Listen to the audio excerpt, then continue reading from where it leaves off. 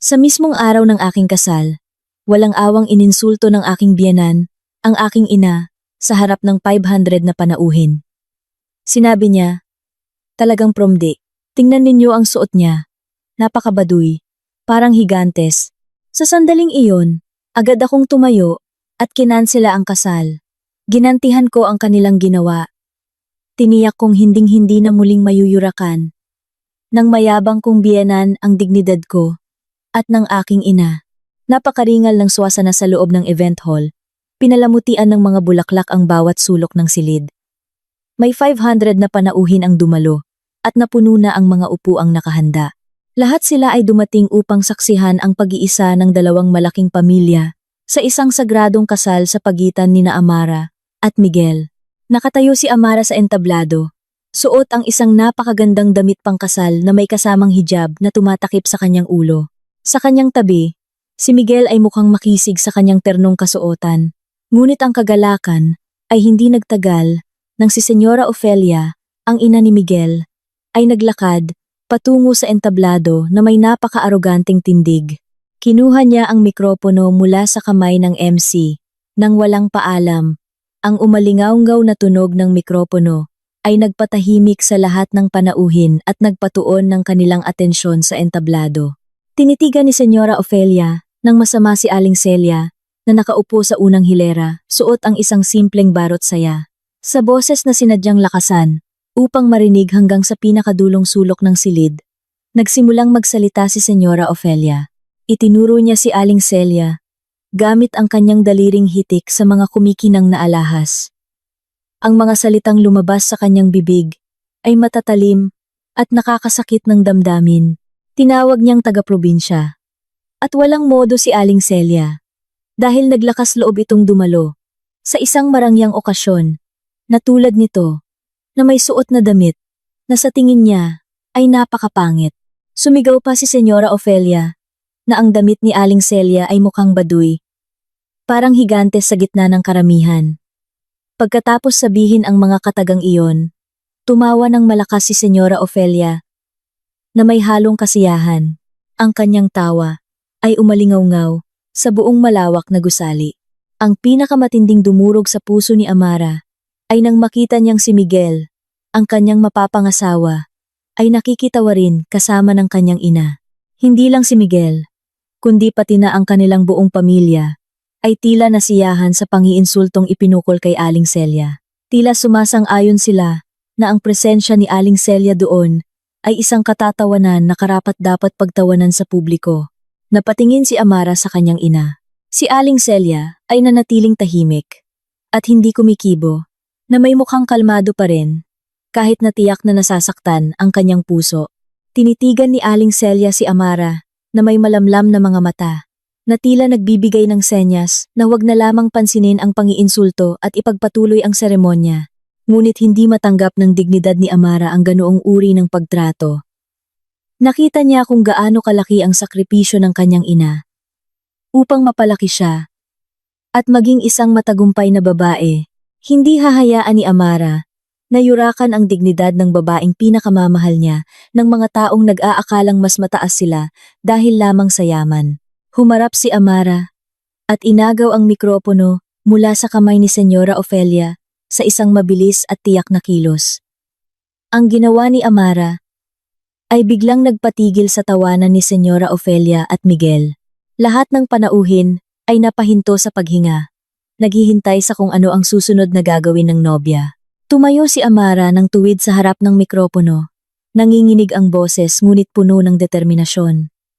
Buong tapang niyang idineklara na simula sa sandaling ito, ang kasal sa pagitan nila ni Miguel ay kanselado na. Ipinagdiinan niya na hinding-hindi siya papayag na maging bahagi ng isang pamilyang walang modo at respeto sa mga magulang. Pagkatapos ay ibinunyag ni Amara ang mapait na katotohanang matagal nang itinatago ng pamilya ni Miguel. Ipinaliwanag niya sa lahat ng panauhin na ang lahat ng gastos sa venue, dekorasyon, hanggang sa pagkain na kanilang tinatamasa ngayon ay 100% na binayaran mula sa sariling pera ni Amara. Inihayag din niya na ang kumpanya ng pamilya ni Miguel ay nasa bingit na ng pagkalugi at may napakaraming utang na hindi pa nababayaran. Ang pamilya ni Miguel ay ginagamit lamang ang yaman ni Amara upang pagtakpan ang kanilang kahirapan at manatiling kagalang-galang sa mata ng mga socialite.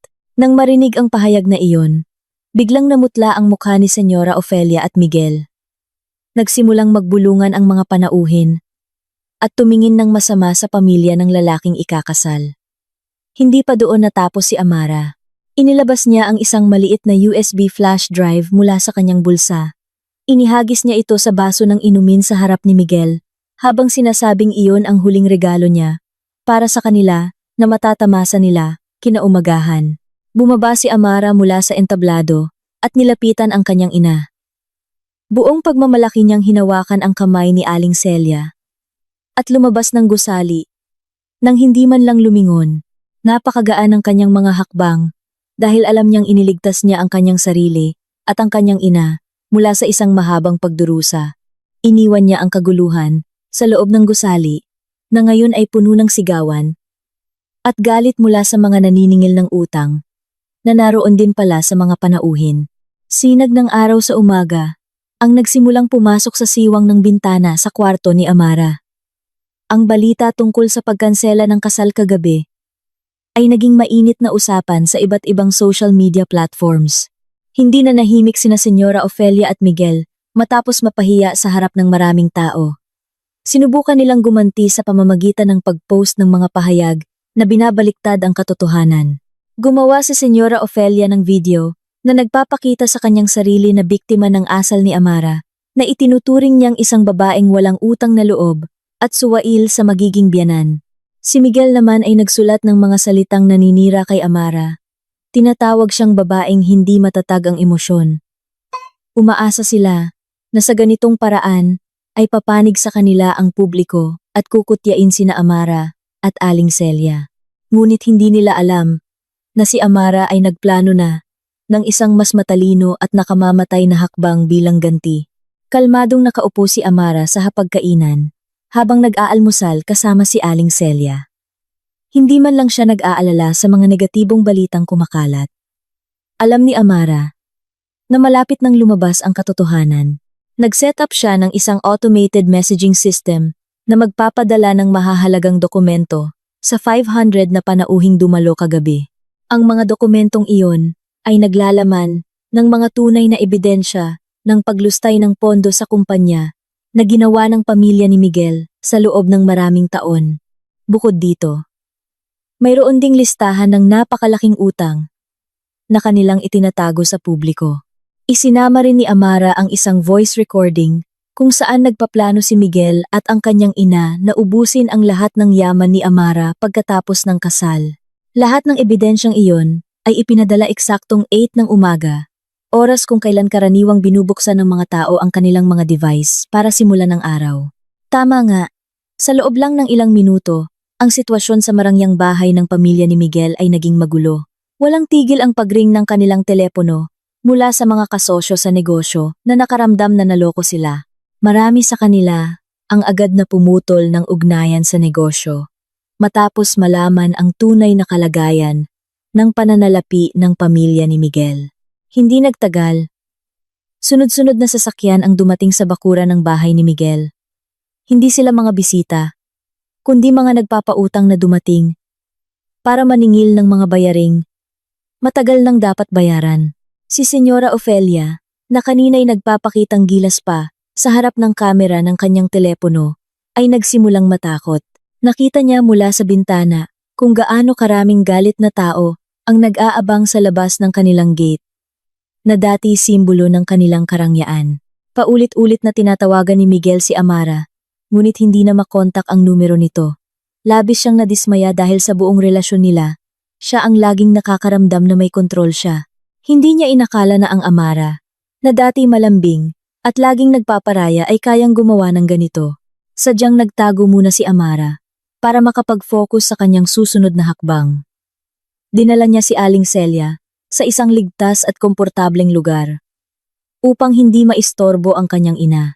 Gusto ni Amara na matiyak na makukuha ng kanyang ina ang kapayapaang nararapat sa kanya matapos ang malupit na pang-iinsulto. Sa kanilang pinagtataguan, Patuloy na sinusubaybayan ni Amara ang galaw ng stock market at ang kondisyon ng kumpanya ng pamilya ni Miguel sa pamamagitan ng kanyang mga electronic device. Nakita niya kung paano bumagsak ng husto ang halaga ng assets ng kumpanya, kasabay ng pagkawala ng tiwala ng mga investor. Sa gitna ng kaguluhan, sinubukan ni Senyora Ofelia na humingi ng tulong sa kanyang mga kaibigang socialite na dati laging pumupuri sa kanya. Ngunit isang mapait na katotohanan na naman ang sumampal sa kanya. Wala ni isa sa kanila ang sumagot sa telepono o tumugon sa kanyang mga mensahe. Lahat sila ay lumayo, na parang si Senyora Ofelia ay isang salot na mapanganib sa kanilang reputasyon. Nagsimulang mapagtanto ni Senyora Ofelia na ang pagkakaibigang ipinagmamalaki niya ay nakabatay lamang sa estado sa lipunan at yaman. Ngayong nasa pinakamababang posisyon siya, nag-iisa na talaga siya.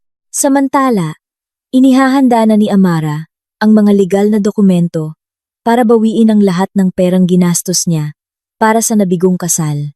Hindi niya hahayaang kahit isang sentimo ng kanyang pera ay mapakinabangan ng mga taong uminsulto sa kanyang ina. Gusto ni Amara na matiyak na bawat patak ng kanyang pawis ay babalik sa tamang kamay at magagamit sa mas makabuluhang bagay.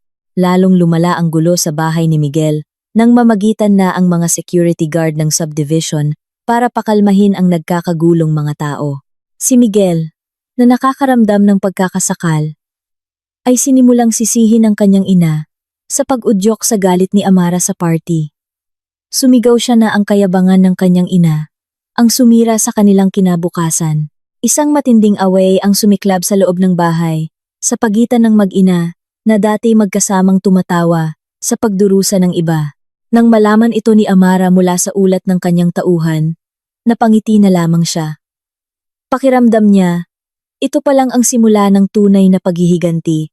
Determinado si Amara na ipakita sa kanila na ang karangalan ng isang tao ay hindi nabibili ng pera at ang sinumang maglakas loob na insultuhin ang kanyang magulang ay dapat maghanda sa napakabigat na kahihinatnan habang buhay.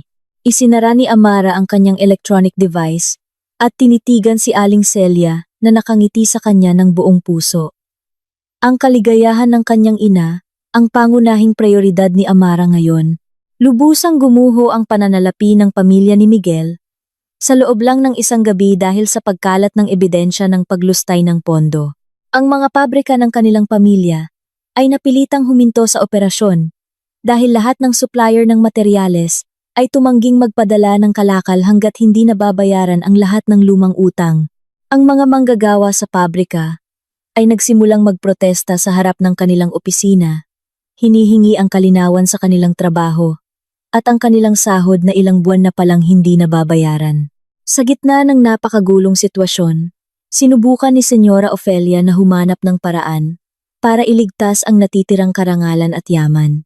Tumanggi siyang sumuko at nagpasya siyang pumunta sa isang malaking international private bank sa sentro ng business district.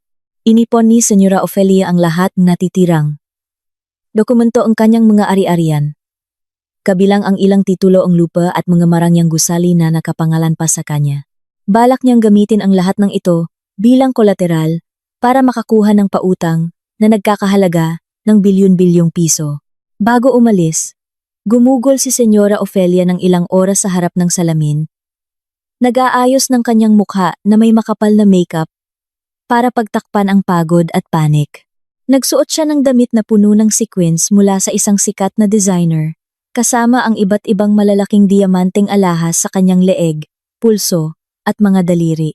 Sadyang nagbihis siya ng napakagarbo para lumikha ng ilusyon na isa pa rin siyang babaeng mula sa alta sosyedad na may walang katapusang yaman. Inakala niyang ang kanyang marangyang anyo ay magpapasindak sa bangko at agad na aaprubahan ang kanyang loan application nang walang masusing pagsisiyasat. Pagdating sa matayog na gusali ng bangko, bumaba si Senyora Ofelia mula sa kanyang marangyang sasakyan na may pinaka-aroganteng lakad. Pumasok siya sa automatikong salaming pinto at binaliwala ang magalang na bati ng security guard. Dumiretso siya sa priority banking area na taas noo. Nang lapitan siya ng isang empleyado para tanungin ang kanyang kailangan at papilahin, sinigawan niya ito sa harap ng maraming tao. Malakas niyang sinabi na isa siyang bigating negosyante na walang oras para pumila tulad ng karaniwang tao. Hiniling niya na makausap agad ang presidente ng bangko dahil magdadala raw siya ng malaking kita sa kanila. Ang maliit na iskandalong ginawa ni Senyora Ofelia ay nakakuha ng atensyon ng ibang kliyente. Lumabas ang branch manager para pakalmahin siya. May propesyonal na ngiti. Inanyayahan ng manager si Senyora Ofelia sa isang espesyal na elevator na magdadala sa kanya sa pinakamataas na palapag, kung saan naroon ang mga opisina ng matataas na opisyal. Sa loob ng elevator, ngumisi si Senyora Ofelia. Ipinagmamalaki na nagtagumpay ang kanyang paninindak. Bumukas ang pinto ng elevator at bumungad ang isang mahabang pasilyo na may makapal na karpet. Dinala siya ng manager sa isang malaking pintong kahoy sa dulo ng pasilyo. Matapos kumatok, pinapasok siya sa isang napakalawak na opisina na may nakamamanghang tanawin ng syudad. Sa gitna ng silid, may isang malaking mesa. May isang taong nakaupo na nakatalikod, nakaharap sa bintana, at nag-i-eksamin ng mga dokumento. Lumapit si Senyora Ofelia at inilapag ang kanyang mamahaling bag sa mesa ng malakas. Nag-ubo siya at nagsalita na may mapangmatang tono. Inuutusan ang taong nakaupo na humarap at ihanda ang mga papeles para sa loan. Dahan-dahang umikot ang malaking silya at humarap sa kanya. Laking gulat ni Senyora Ofelia nang makita kung sino ang nakaupo sa likod ng mesa ng kapangyarihan. Ito ay si Amara, ang babaeng kumansela ng kasal ng kanyang anak at sumira sa kanilang buhay. Si Amara ay mukhang napaka-profesional at kagalang-galang sa kanyang corporate attire at eleganteng hijab. Kumurap-kurap siya, hindi makapaniwala sa kanyang nakikita. Dahil sa matinding hiya, itinaas ni Senyora Ofelia ang kanyang boses at inakusahan si Amara na pumasok sa opisina ng direktor para paglaruan siya. Sumigaw siya at tumawag ng security para palabasin si Amara. Hindi man lang natinag si Amara. Sumandal siya sa kanyang upuan at tinitigan ng masama ang kanyang dating magiging biyenan. Ipinaliwanag niya sa isang kalmado, ngunit matalim na boses na walang security na darating para paalisin siya. Dahil siya mismo ang may-ari ng opisina. Inihayag ni Amara ang isang katotohanang hindi alam ng pamilya ni Miguel, na si Amara ang may-ari ng mayoryang shares at ang pinakamataas na decision maker sa multinational bank na iyon. Ang kanyang pangunahing negosyo ay sadyang itinago niya kay Miguelan para subukin ang katapatan nito. Ngunit sa kasamaang palad, pera at estado sa lipunan lang ang mahalaga kay Miguel at sa kanyang pamilya. Nang marinig ito, nanghina ang mga tuhod ni Senyora Ofelia. Ang lahat ng kayabangang binuo niya kaninang umaga ay gumuho, napalitan ng matinding kahihiyan at takot. Agad na binuksan ni Amara ang isang makapal na folder sa kanyang mesa. Inilabas niya ang isang opisyal na sulat na may selyo at ibinigay ito kay Senyora Ofelia.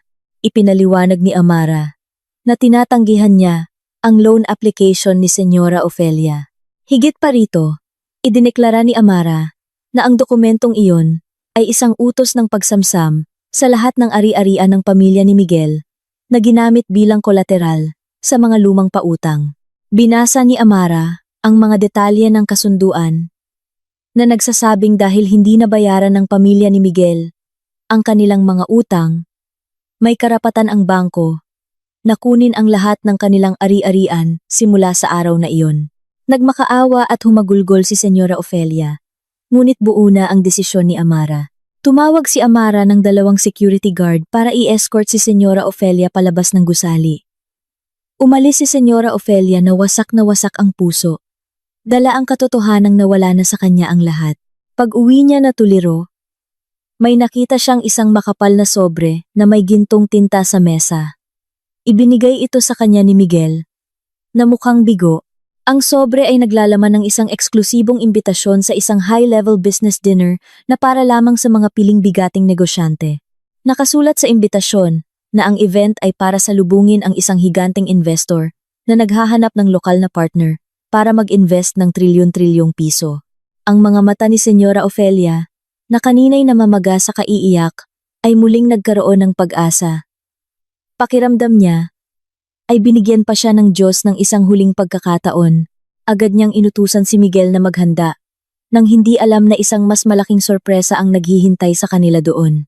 Ang napakarangyang hapunan ay ginanap sa Grand Ballroom ng isang 5-star hotel. Ang silid ay pinalamutian ng napakaganda. Daan-daang mga nangungunang negosyante, mataas na opisyal, at kilalang personalidad ang dumalo. Lahat sila ay may iisang layunin, makipagpartner sa isang misteryosong tao na kinikilalang hari ng agrikultura sa bansa.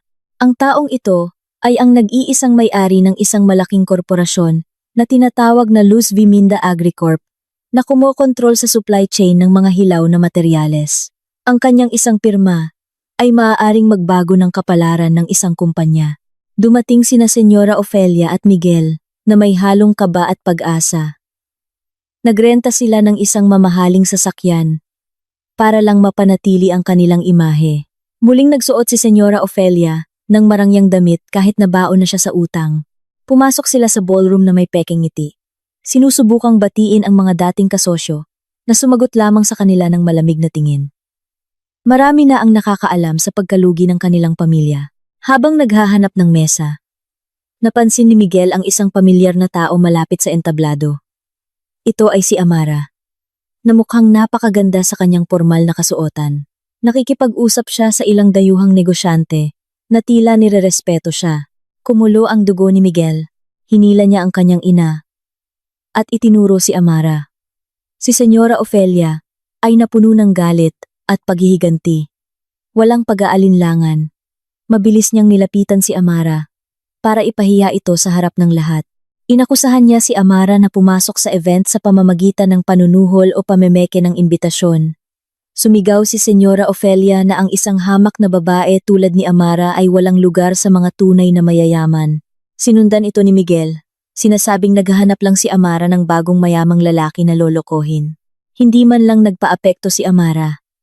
Ngumiti lamang siya at tiningnan sila na may awa. Bago pa man makatawag ng security si Senyora Ofelia, nagsalita ang MC at pinaupo ang lahat.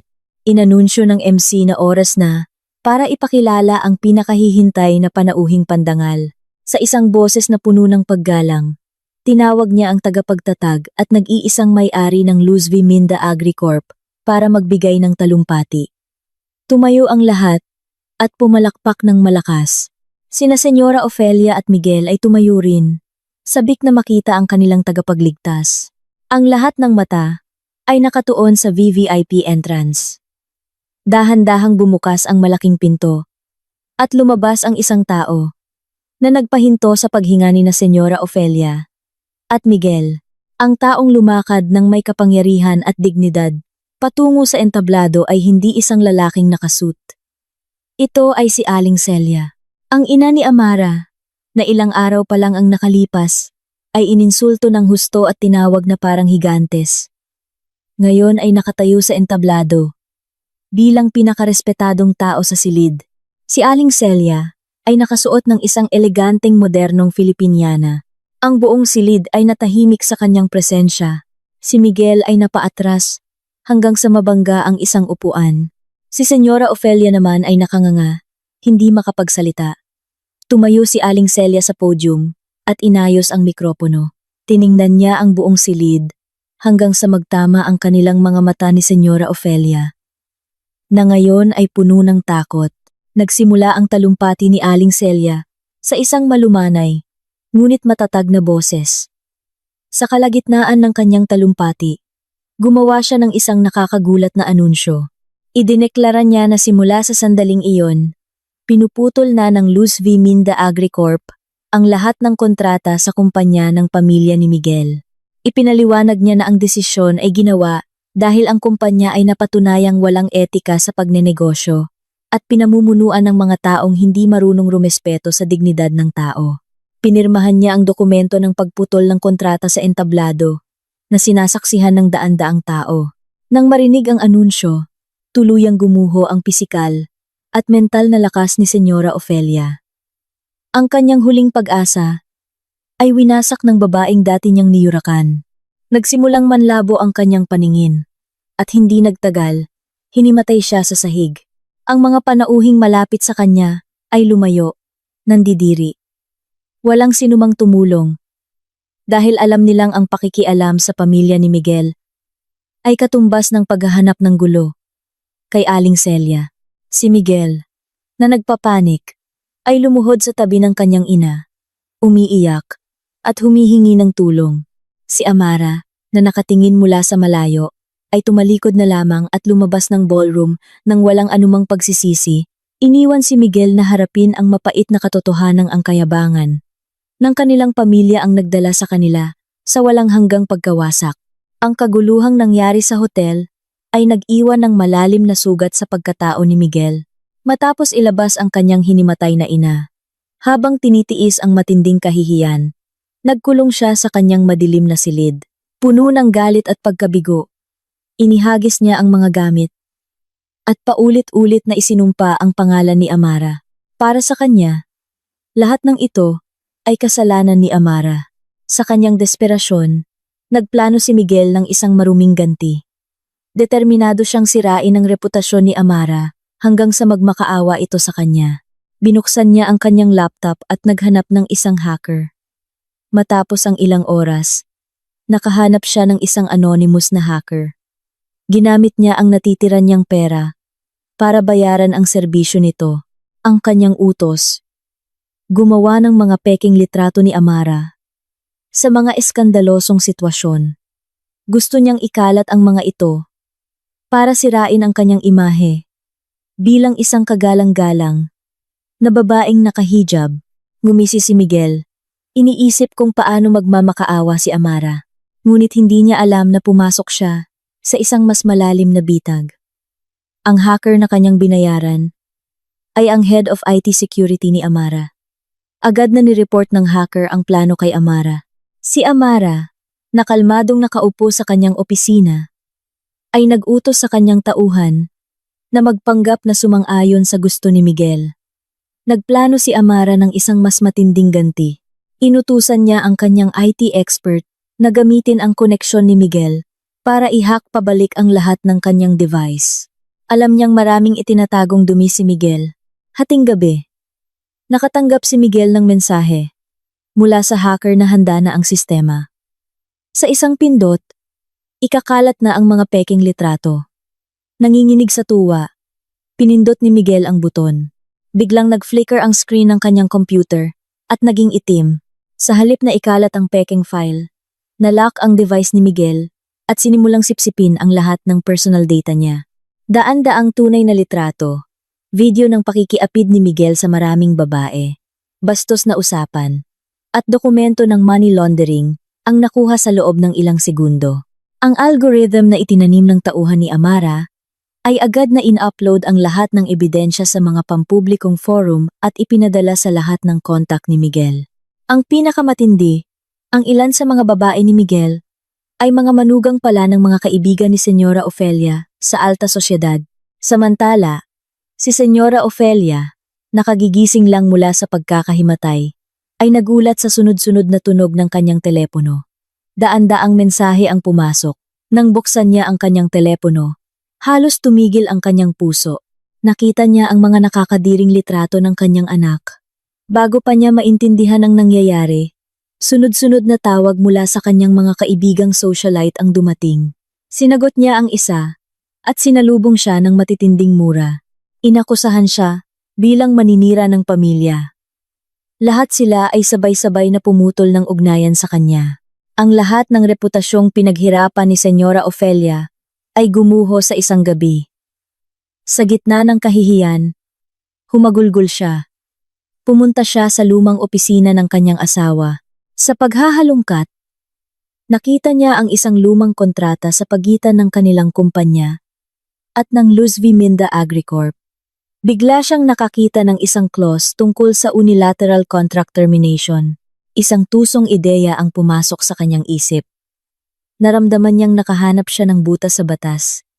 Naniniwala siyang bawal putulin ang kontrata nang walang malaking danyos. Isang nakakatakot na ngiti ang nabuo sa kanyang mukha. Naramdaman niyang ito na ang kanyang sandata para idiin si Aling Celia sa korte at manalo ng bilyon-bilyong piso. Kinaumagahan, ipinagbili ni Senyora Ofelia ang kanyang mga huling alahas para makakuha ng pera.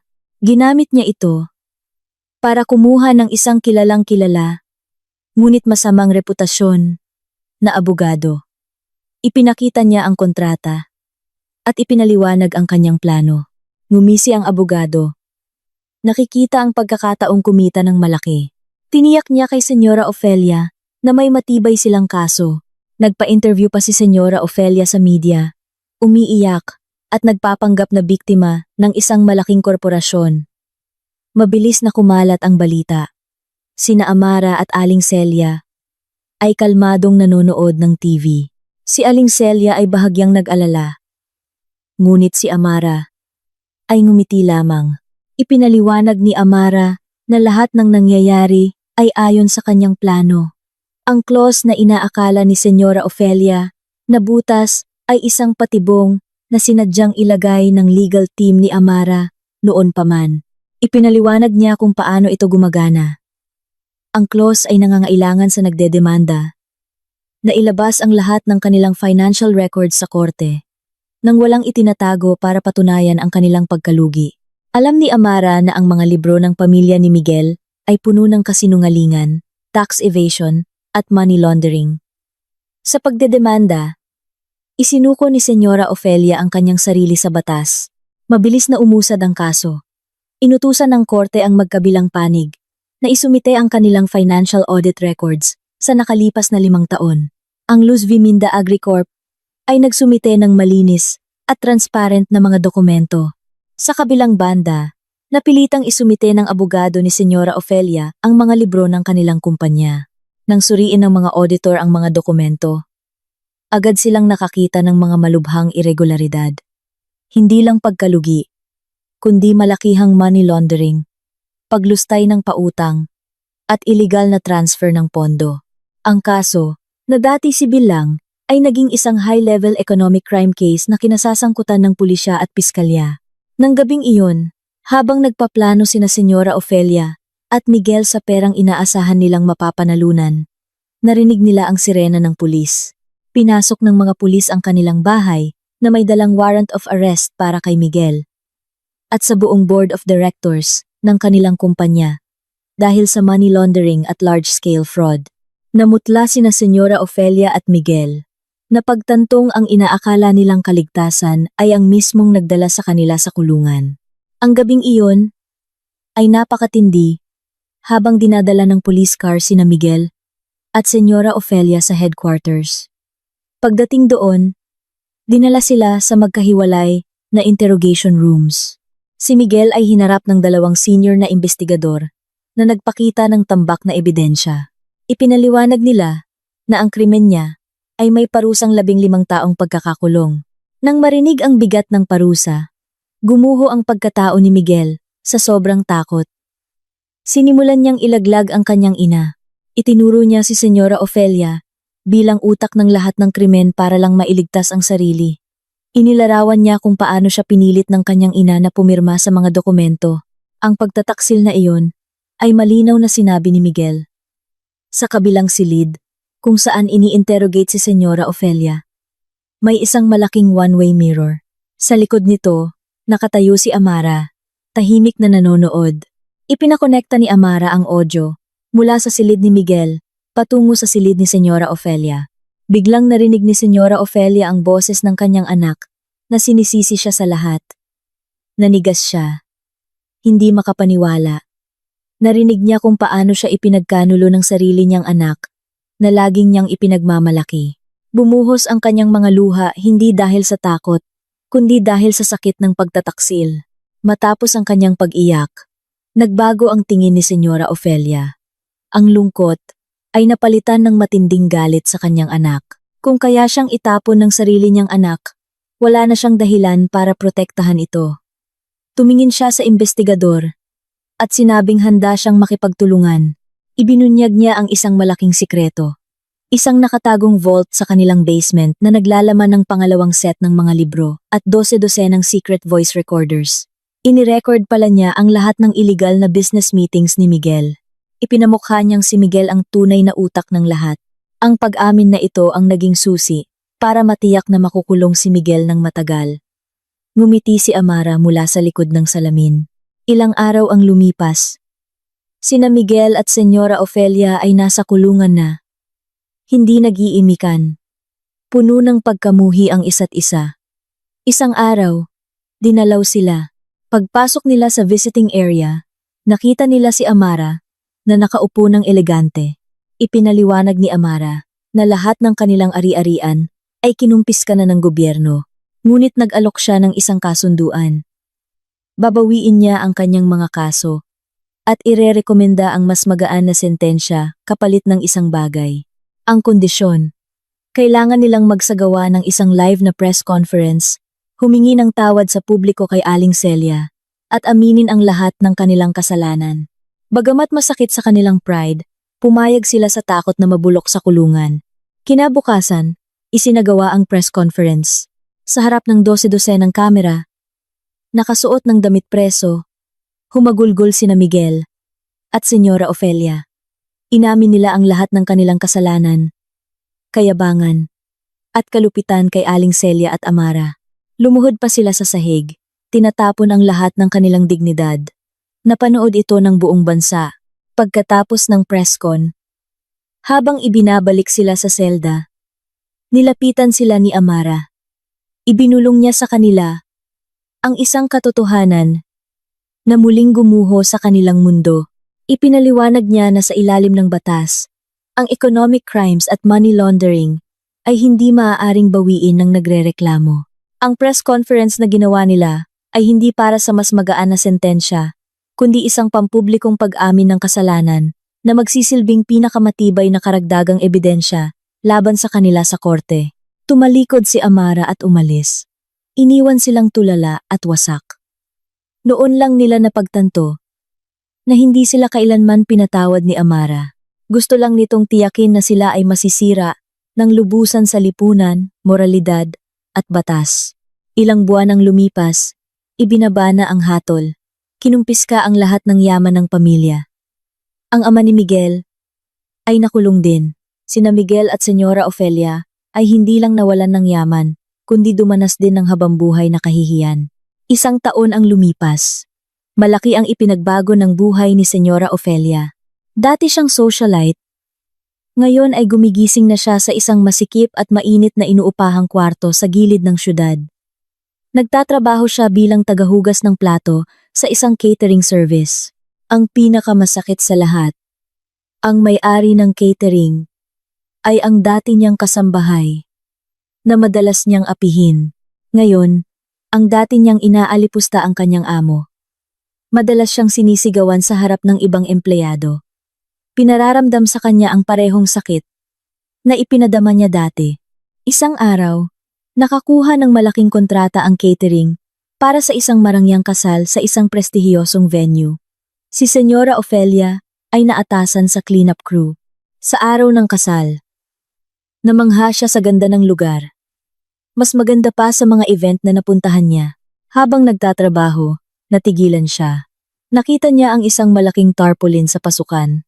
Ang larawan dito ay ang ikakasal. Ang nobya ay si Amara. Ang babaeng 1 taon na ang nakalipas ay kanyang ininsulto, ay ikinakasal na ngayon sa isang mas marangyang lugar. Para siyang sinaksak sa puso. Sa gitna ng pagtatrabaho, pilit niyang itinatago ang kanyang mukha. Mula sa malayo, nakita niya si Amara sa entablado kasama ang isang makisig at kagalang-galang na lalaki. Malayo sa pagiging duwag at manipulative ni Miguel, nakita rin niya si Aling Celia na nakaupo sa harap, nirerespeto ng lahat.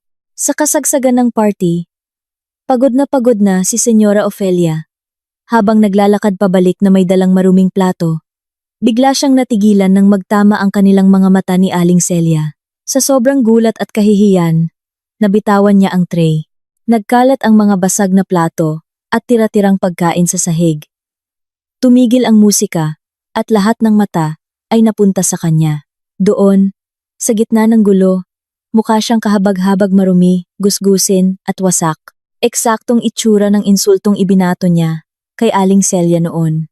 Hinihintay niya ang mga mura at panunumbat mula kay Aling Celia. Ngunit sa halip na magalit, lumapit si Aling Celia nang mahinahon. Kumuha ito ng isang malinis na panyo mula sa kanyang bag at iniabot kay Senyora Ofelia. Ang simpleng kilos na iyon ay nagpakita ng tunay na pagkakaiba ng kanilang pagkatao. Sa labas ng gusali, sa likod ng mataas na bakod, nakatayo ang isang lalaking gusgusin si Miguel. Pinapanood niya ang kasal mula sa malayo. Nakita niya ang kaligayahan ni Amara at ang kahihiyan ng kanyang ina. Humagulgol siya sa dilim. Pinagsisisihan ang lahat ng kanyang nawala dahil sa sariling katangahan at kasakiman. Sa huli, nakamit ang hustisya. Ang mga taong umasa sa kayabangan ay natanggap ang kanilang karampatang parusa. Si Senyora Ofelia ay gugugulin ang natitirang buhay sa pagsisisi, habang si Miguel ay habang buhay na dadalhin ang bigat ng kanyang kasalanan. Samantala, sina Amara at Aling Celia ay nagpatuloy sa kanilang buhay na puno ng kapayapaan at kaligayahan, pinatutunayang ang tunay na karangalan ay nasa kabutihan ng puso. Niyakap ni Amara ang kanyang ina sa gitna ng party, humahakbang patungo sa isang mas maliwanag na kinabukasan at ibinabaon sa limot ang lahat ng pait kasama ng pagguho ng kayabangan ng mga taong minsay na nakit sa kanila.